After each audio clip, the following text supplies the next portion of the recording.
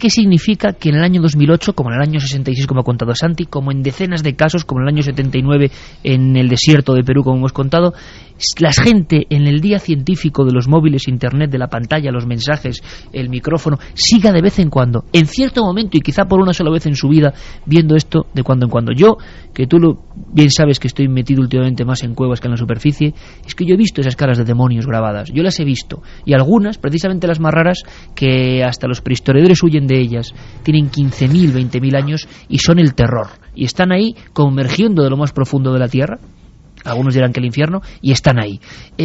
Os extiendo la pregunta, que lo diga José Luis Cardero, que es toda una autoridad, a mí me parece interesante, porque mucha gente dice, bueno, el mito, no, pero es que ese mito de vez en cuando se aparece. Pero es que hay una cosa que me parece muy curiosa, que además coincidís en los dos y se coincide en el terreno.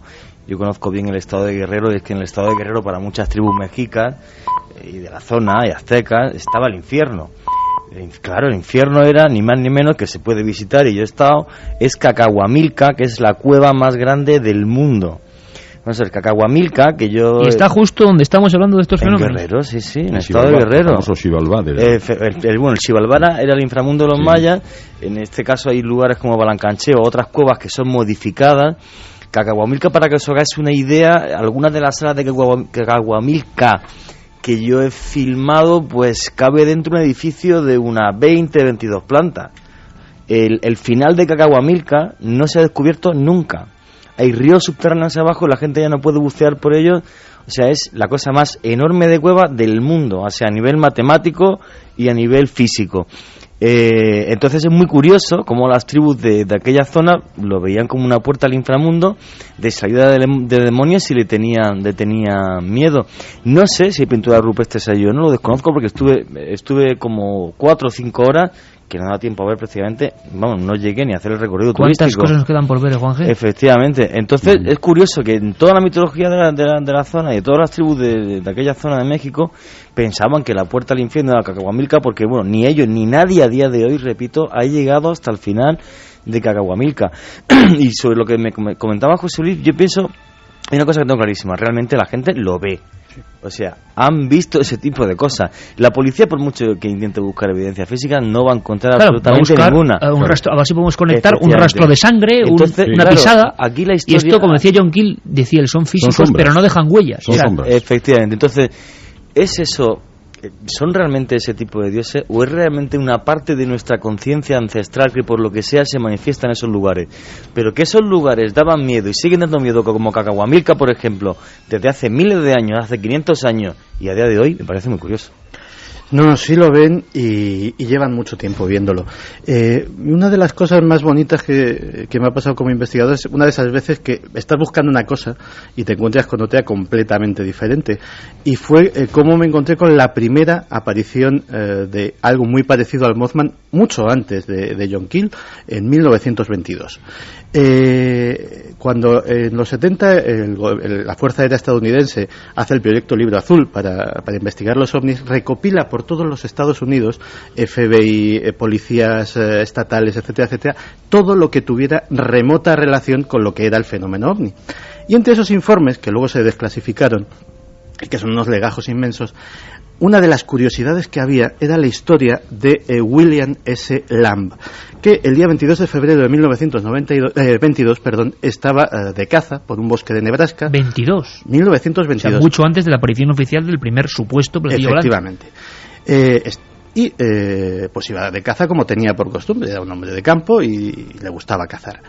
Y ve una criatura alada, un pájaro enorme, que le llama mucho la atención. ¿Cuál no sería su sorpresa cuando ese pájaro, hasta ese momento, aterriza a pocos metros de él y descubre que es una figura antropoide, humanoide, que se vuelve y le mira con unos enormes ojos rojos encendidos, exactamente igual que lo que 40 años después describirían los testigos del Mothman. La criatura sale corriendo con sus 2 piernas, porque hablamos de piernas porque parecía que, según él, era una gárgola, era un ser demoníaco, pero con alas y con brazos y piernas, el señor Lamb la persigue durante un buen trecho hasta que el agotamiento puede con él, y cuando ya pues da por perdida esa caza, digámoslo así, pues informa al sheriff local, que a su vez informa a la policía estatal, y ese informe termina muchos años después en uno de esos expedientes ovnis desclasificados, y es un caso que no tiene absolutamente nada que ver con los ovnis. Es muy curioso porque hay muchas observaciones de ese tipo desde hace mucho tiempo. Las sensaciones se parece exactamente, se te asemeja a algún dios en concreto. Hay quien dice, bueno, hay un filósofo eminente, Patrick Harpur, que ha hecho un libro muy recomendable, Realidad Daimónica, habla de los daimones, ¿no? Sí. Que eran como estas criaturas que no sé qué exactamente eran y que podían de vez en cuando intervenir en nuestro mundo, como parece que ocurre. Estamos adaptando desde la antigüedad una serie de creencias, para otros es el inconsciente colectivo, ¿no? Como decía Jung, una especie como de temores que todos tenemos, pero ¿por qué cierta gente, en cierto momento, en mitad de una carretera solitaria, y le marca la vida, y además tiene una impotencia tremenda para hablar con nadie de esto, les ha marcado y punto? Como ocurría en ese pequeño pueblo de Virginia. Además luego era como si fuera el augurio de algo malo que iba a pasar, como emisarios de algo malo. Se parece exactamente, tú has mencionado varios dioses, viendo ya descripciones exactas de esta especie de criatura alada, ¿podríamos tener algo desde el principio del tiempo? Pues porque el Pazuzu también se parece mucho, sí, Pazuzu protagonista del Exorcista, ese demonio babilónico con unas alas, ¿no? Hay una figura que yo estoy precisamente estudiando ahora en un trabajo que estamos haciendo sobre distintos tipos de muerte, que es Gorgo. Gorgo es, vosotros conocéis seguramente todos a la Gorgona. La famosa Gorgona eran 3 hermanas que vivían muy cerca del lugar del territorio de los muertos. Había 2 de ellas que eran inmortales, pero había una tercera que se llamaba Medusa, que era mortal, se podía morir. Y recibieron pues una serie de personas, entre ellas Perseo, el encargo de cortarle la cabeza, porque tenía una mirada paralizante. A mí me recuerda mucho lo que acaba de decir Santiago, porque era auténticamente peligroso enfrentarse con esto. ¿Qué es lo que representa Gorgo? ¿Qué es lo que representa la Gorgona? La Gorgona yo creo que representa, además de muchas otras cosas que se pueden decir, representa un temor ancestral que anida en nosotros y que persiste ahí desde hace muchísimos años. Yo creo que desde el principio de la humanidad como especie. Son esos ojos globulosos que infunden el terror. Pero cuidado, es una cosa muy importante que a mí me gustaría apuntar. No infunden la muerte, infunden algo todavía peor que la muerte, que es la parálisis y el paso a una realidad distinta. Que esto es precisamente lo que temen los Dogón. Los Dogón salen corriendo diciendo, no, pero bueno, a mí ya no me importa que me chupe la sangre el dios. Al fin y al cabo, los aztecas, los mayas ofrecían su sangre en sacrificios, ¿no? A ellos no les importaba perder unas gotas de sangre o incluso hasta... Para quien no lo sepa, José, los Dogón es el pueblo de actual Mali que cree en unos dioses... Que son vampíricos, vamos. Dioses de tipo vampírico, ¿no? Dioses que se aprovechan de los seres humanos para arrancarles su esencia. La sangre no es más que una metáfora. Ellos en realidad lo que se apoderan es de la esencia vital del individuo. Bueno, pues esta Gorgona es lo mismo. Cuando Perseo consigue cortarle la cabeza, y estamos en nuestra propia tradición, la tradición helénica, la tradición griega, cuando consigue cortarle la cabeza, resulta que la tiene que guardar en un zurrón mágico y se apodera de un arma de destrucción masiva. Entonces, ese es el auténtico problema, porque Gorgona muere, aparentemente, pero Perseo lleva consigo un arma que va a utilizar para paralizar a todo el mundo. A todo aquel que le caiga mal, saca la cabeza a la Gorgona y lo paraliza con ella, ¿no? Llega un momento en que la propia maldad luminosa de la Gorgona empieza a afectar a Perseo, y Perseo acaba transformándose él mismo en un monstruo. Es decir, que todas estas entidades extrañas ya no solamente tenemos que tener en cuenta que pueden ocasionar daños en nosotros, en nuestra cultura, en nuestra civilización, sino que pueden transformarnos a nosotros mismos. Eso es la característica más importante de los dioses oscuros, la posibilidad de transformar a sus víctimas o a sus adoradores en algo monstruoso. Es decir, no ha habido cultura, José Luis, no ha habido cultura, por diferente que sea, ni antigua o remota, que no haya tenido su panteón de dioses oscuros. Sí, exacto. En la primera hora hablábamos de ese documento sobre la posesión. El demonio tal y como lo ve la óptica cristiana, si uno ve algunas representaciones, tiene mucho de Dios oscuro también. Sí, evidentemente, pero no es lo más oscuro que puede sucedernos. Es decir, hay algunas tradiciones, incluso en los evangelios gnósticos, en el que el demonio es un enviado de Dios para probar al hombre. Sin embargo, el demonio ha adquirido una tonalidad muchísimo más siniestra, precisamente en contacto con estos dioses oscuros.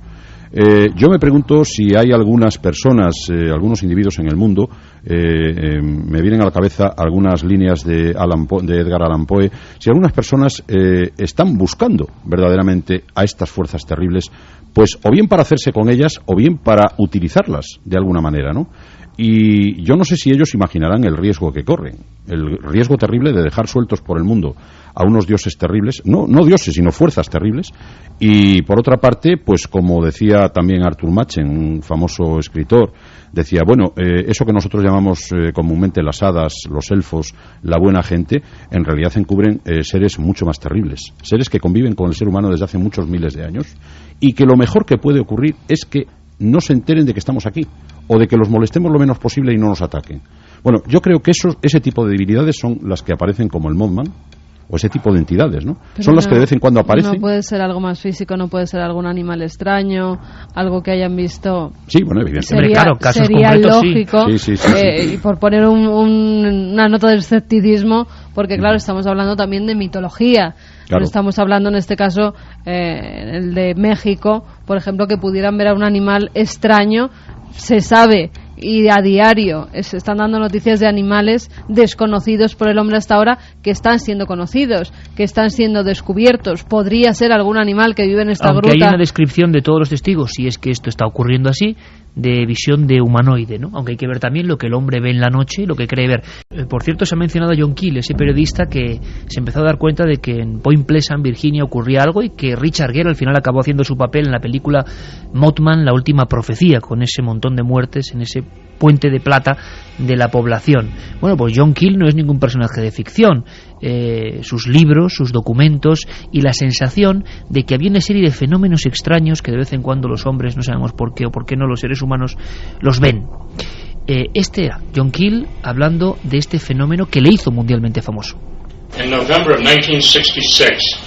En noviembre de 1966, 4 jóvenes conducían un coche y vieron una especie de hombre de gran tamaño, como de 6 o 7 pies de altura, que permanecía de pie cerca de este generador eléctrico. De repente esta criatura se alzó en el aire y siguió al coche. Ellos iban como a 60 millas por hora, así que se dirigieron a la comisaría de policía, y los agentes estaban tan convencidos al ver sus comportamientos que convocaron una rueda de prensa al día siguiente. Y periodistas de los diarios locales que llamaron a esta criatura Mothman. Y ese fue el principio de Mothman. ¿Cómo suena, Santi? A John Keel diciendo Mothman,